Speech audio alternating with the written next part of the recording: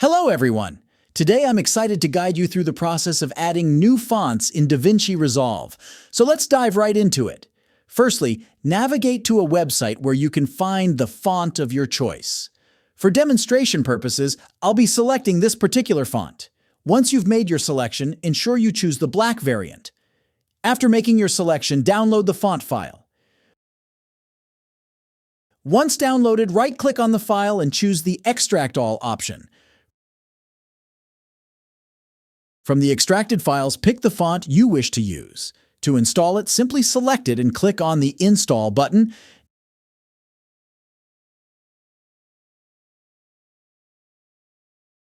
Now, if you already have DaVinci Resolve open, please close it and reopen the application. Once you're back in DaVinci Resolve, head over to the Edit panel. Here, you can select either the Basic Text or Text Plus option. Drag and drop your chosen text onto your workspace. Next, navigate to the Inspector panel. You'll find the font options there. Choose the font you installed earlier. As you can see, it perfectly integrates into your project. If you found this tutorial helpful, please give it a thumbs up and subscribe for more insightful videos. Your support means a lot. Thank you for watching, and I look forward to seeing you in the next video.